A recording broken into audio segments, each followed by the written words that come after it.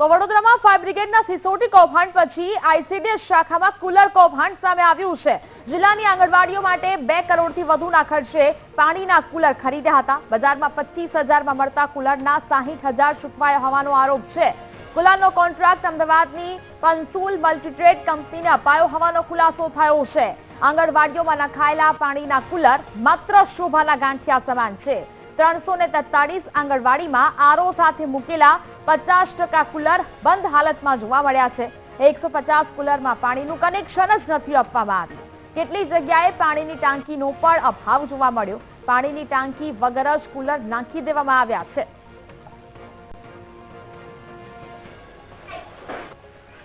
વડોદરાના આઈસીડીએસ વિભાગ દ્વારા બાળકોને ચોખ્ખું અને ઠંડુ પાણી મળી રહે એના માટે થઈ અને કુલરની ખરીદી કરવામાં આવેલી, પરંતુ 1 વર્ષ થવા છતાં આ મોટા ભાગના કુલરો બંધ હાલતમાં જોવા મળી રહ્યા છે।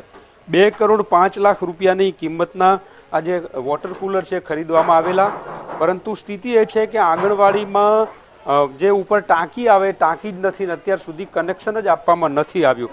આ જે ખરીદી છે 2024માં કરવામાં આવેલી, ત્યારથી આજ સુધીમાં આ કુલરો શરૂ જ નથી થયા। આપ આ દ્રશ્યો જોઈ રહ્યા છો કે આરઓ પ્લાન્ટ જે લગાડેલો છે એને પાણીનું કનેક્શન જ નથી આપ્યું, ઉપરાંત ઉપર ટાંકી જ નથી એટલે પાણીનું કનેક્શન જ આપી શકાય એવું નથી। 1 વર્ષ થવા છતાં આ જે કુલર છે શરૂ થઈ શક્યું નથી। 343માંથી 150 આંગણવાડીમાં આવી રીતે બંધ હાલતમાં કુલરો પડી રહ્યા છે, એનો કોઈ પણ પ્રકારનો ઉપયોગ જ કરવામાં નથી આવ્યો। કમલેશભાઈએ જ્યારે આરટીઆઈ કરી એમાં વિગતો મળી છે।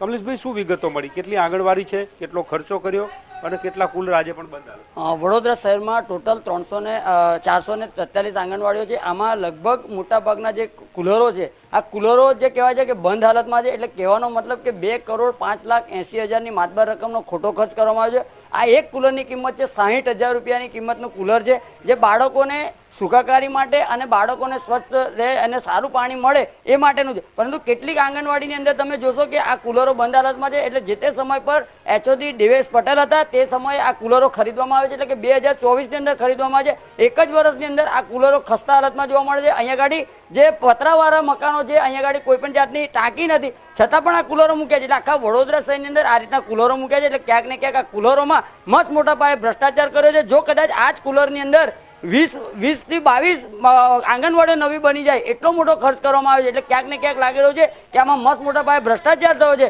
ત્યારે અમારી ખાસ માંગણી એક જ છે કે આ વિજિલન્સ તપાસ થવી જોઈએ અને આવા અધિકારીઓને સસ્પેન્ડ નહીં, પરંતુ હવે ઘર ભેગા કરવા જોઈએ તેવી અમારી માંગ છે। વિજિલન્સ તપાસની માંગ કરી રહ્યા છે। આપણા બાળકો અહીં અભ્યાસ કરી રહ્યા છે, બાળકો ઘરેથી પાણી લઈને આવે છે, એટલે કે સરકારે જે 2 કરોડ રૂપિયા કુલર માટે ખર્ચ્યા એ અત્યારે નિષ્ફળ ગયા છે। જે અધિકારીઓ છે એમની આ કંપની સાથેની સાંઠગાંઠ હોવાના કારણે કંપનીને ફાયદો કરાવીને કદાચ અધિકારીઓ પણ આનો ફાયદો મેળવ્યો, પરંતુ જે બાળકોને ફાયદો થવો જોઈએ નથી થયો અને 400 જેટલી આંગણવાડીઓમાં આ જે કુલર છે નવા નકોર એ અત્યારે બંધ હાલતમાં જોવા મળી રહ્યા છે। કેમેરામેન કિશોર ક્ષીરસાગર સાથે માનુ ચાવડા, વીટીવી ન્યૂઝ, વડોદરા।